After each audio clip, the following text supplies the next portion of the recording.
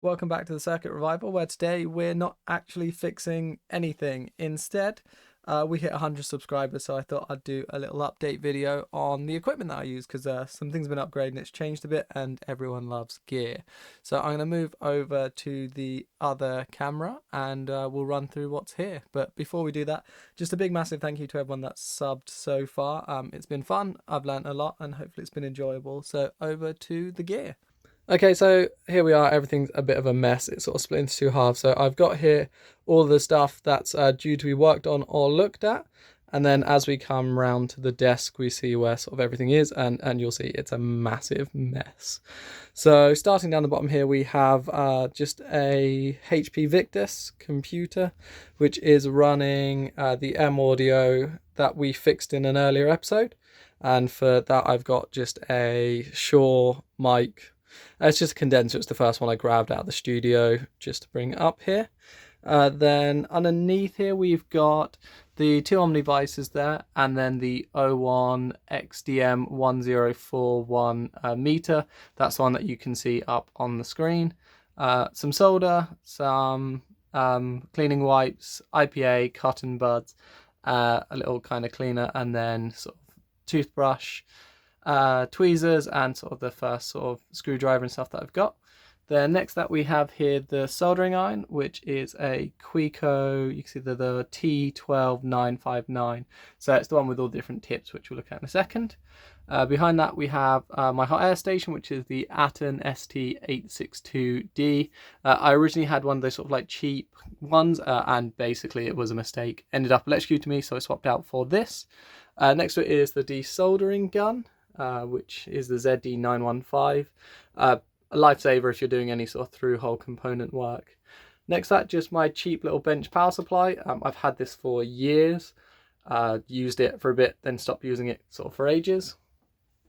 Next to that we've got over here an absolute mess of tools. So you can see the infrared there, that's the thermal camera. Next to that is some solder wick, the mechanic tester for USB and USB and lightning kind of testing there. Some solder paste for any reballing work. Just a random mic that I've got sat there. It used to be one that I used. I don't use it anymore. I just haven't got rid of it on a nice little 3D printed stand. Solder sucker, tweezers, other brushes and stuff in there. So we come round to the side. We've got the mechanic UV light there. Behind that is a little speaker that I use when I'm testing out any audio signals. I can kind of plug into that and then probe around the board. And then next to this we have got all the different tips that I've got. So I've got this new one which is quite cool, which is for any joysticks and stuff that you're doing. It allows you to heat it all up together and remove it. Then some various sort of solder wick, enameled wire, and IPA and canned air over there. There's the studio lights here. These are just some AliExpress specials that just hang off the side. And then up the top is where sort of all the reballing stuff is, any crimping that I've got. And then we've got some brushes, some Kim wipes. Here's all the wires and stuff that connect to USB-C for various different connectors. And then underneath that is a spot welder. Then as we come round, some slightly not well organized boxes of components, mainly separated into what types they are. Then you've got little power bank, and that's about it around there. Then as we come out, the main overhead camera here is the Sony ZEV-10, I think it is, and that's just connected to this sort of IKEA bracket that's not actually designed for lighting or anything at all. It's actually used for decoration, but worked out perfectly with a nice little camera clamp there. Then as we come round, the replacement scope. So I used to have a different one, but I now have the Anden Star. I don't know which one this is. I can link the model number in, and that's just on this sort of retractable arm that allows it to be a bit easier to use. And then this little device here is for the mechanic ring light.